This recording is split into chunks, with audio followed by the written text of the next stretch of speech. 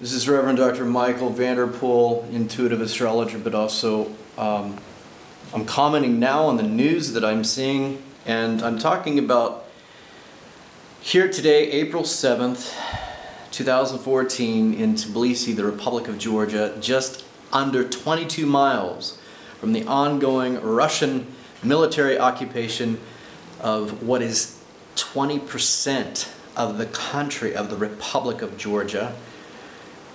And the news that I'm referring to today in CNN is that they're reporting that one city in eastern Ukraine, Lugansk, is now with the Russian flag flying above it, and that the pro-Russian tourists, or political tourists from Russia, as they call it, have seized weapons there.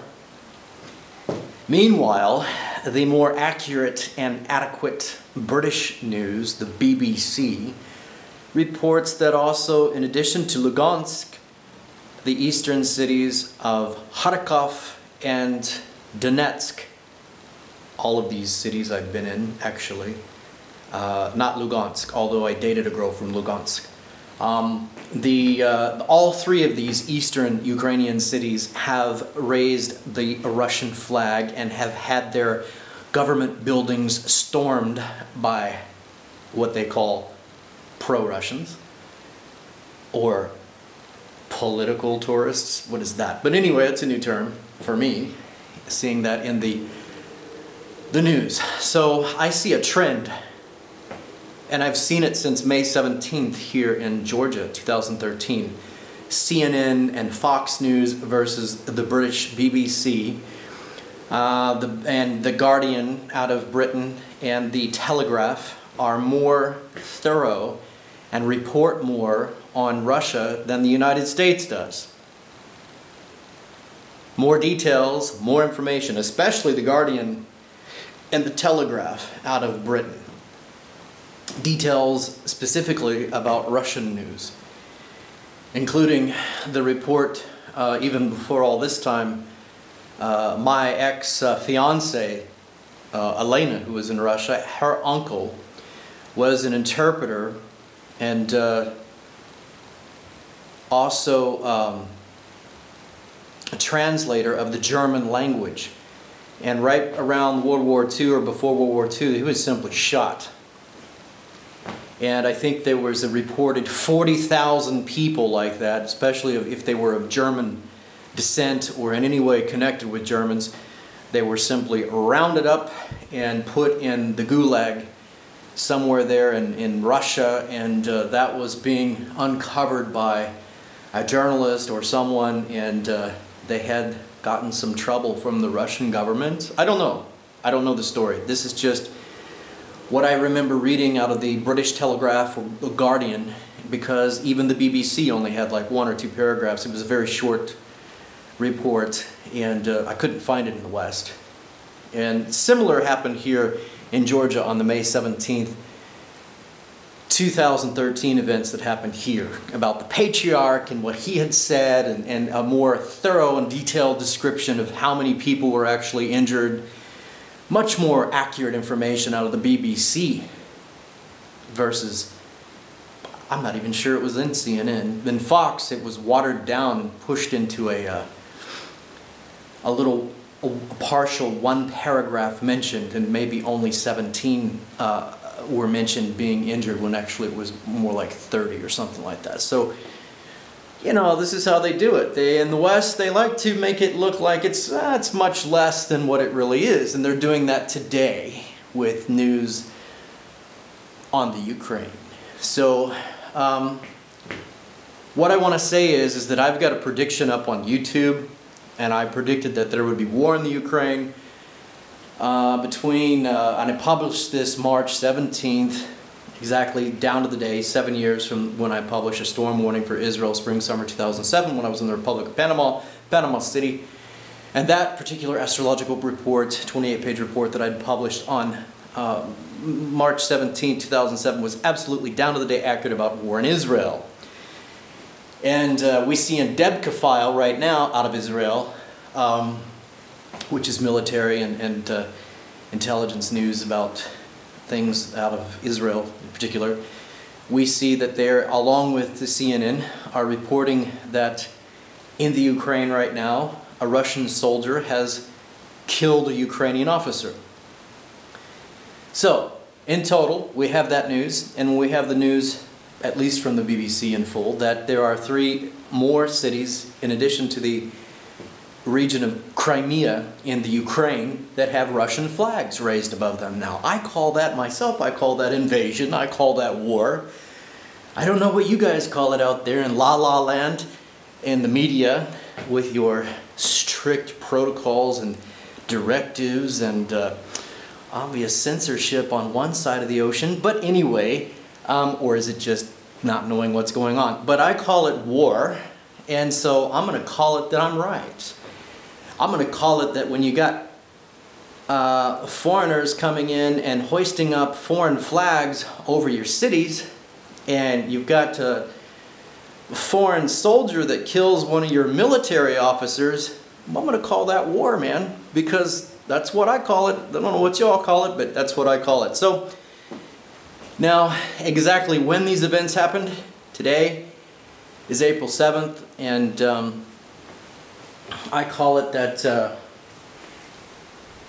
you know, if these events happen within the last 24 hours to 48 hours, that's within the same week that I predicted that war would be.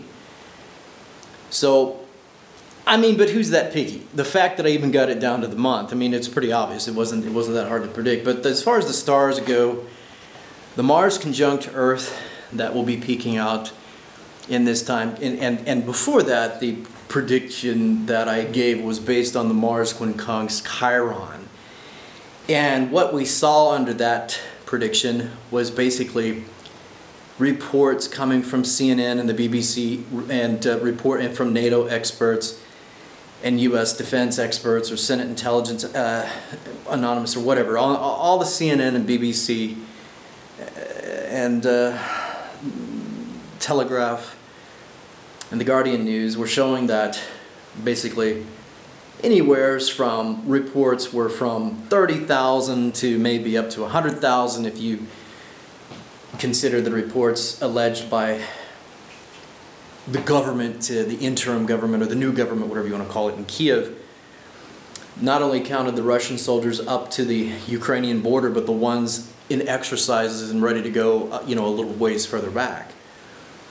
So anyway, the long story short is that it looks to me like war. I don't know what you guys call it when you got foreigners coming in who've got their troops lined up all and down your border and doing war exercises with artillery and helicopters and jets and everything else and all that stuff. And then there are people coming in and their citizens are hoisting up flags and the foreign flags of their country over your government buildings in 3 different cities, and you got reports coming out that a Russian soldier killed your, you know, a Ukrainian military officer. Well, I call that stuff war. That's what I call it. But I don't know what you guys call it.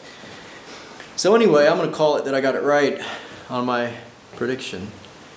And, you know, you people out there, you can argue whether that's right or not. I think I'm close enough. You know, it's just for entertainment purposes only. All this is just for entertainment purposes only. I'm an entertaining astrologer. That's what I do. So many religious people tell me that it's a sin or that it's, other people say that it's not a science, you know, and even though the government of India has in their Supreme Court ruled that it is indeed a science, and we've seen this science around, and it's also an art, for millennia. There's not even a way to go back and record the earliest depths of mankind's history and time here on this planet. And if you believe in life on other planets, as I do, you'd actually see that that particular science does exist according to some stories or sources on other worlds as well. So it's just one of those things, you can believe it or not. That's why I have to call myself an entertainer when it comes to astrology, because isn't life entertaining? So anyway, this is my analysis of the news and what I'm seeing going on there in the Ukraine, as far as what the BBC is telling us, as far as what CNN is telling us, and the Telegraph and the Guardian out of London, or Britain, actually.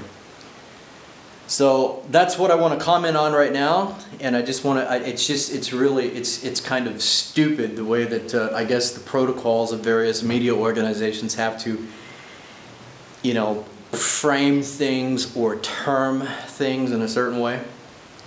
I find it, it's almost, it's not funny. I mean, it's actually quite tragic. I mean, I know people here in Georgia, I know two people in particular, one who passed out because of blood pressure problems over worry, whether it's the economy, whether it's the geopolitical situation that they face here in Georgia.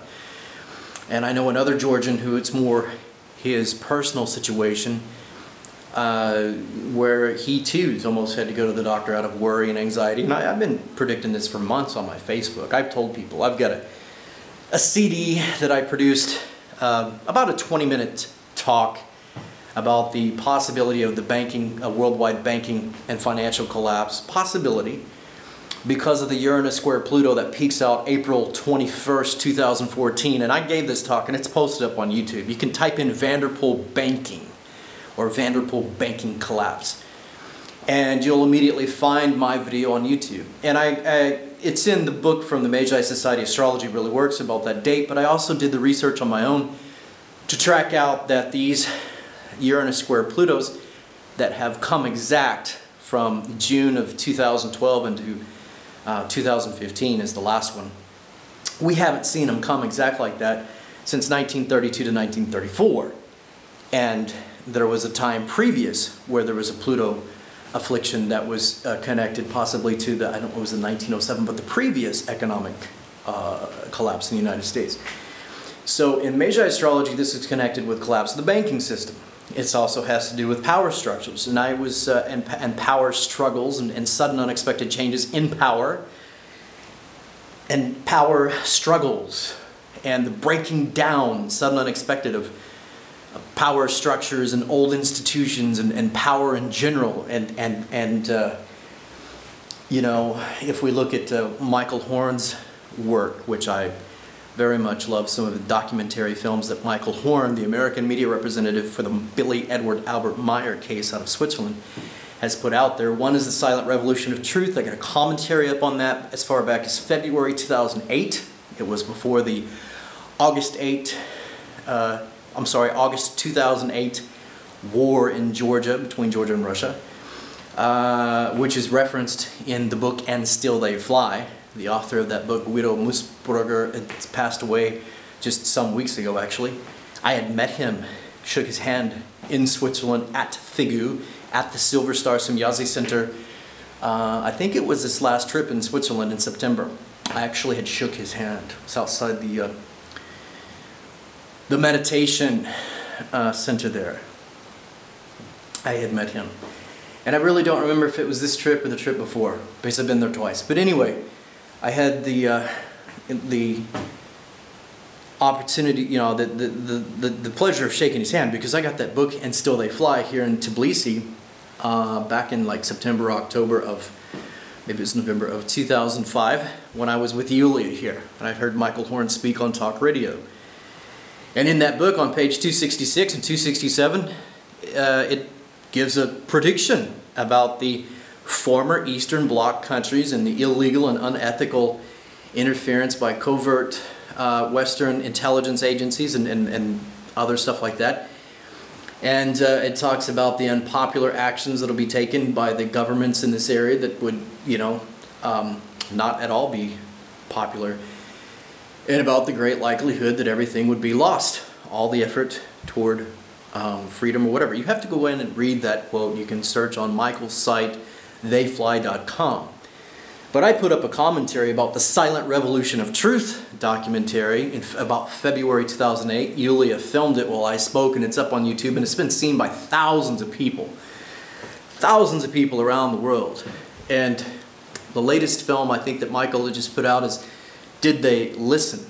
And it's really fantastic. But the the information about the prophecies involving, the United States and other countries, even, Finland and European countries, and especially about Russia and these former Eastern Bloc countries. That's the one that's actually, it's mentioned in And Still They Fly, the prediction about the countries of the former Eastern Bloc.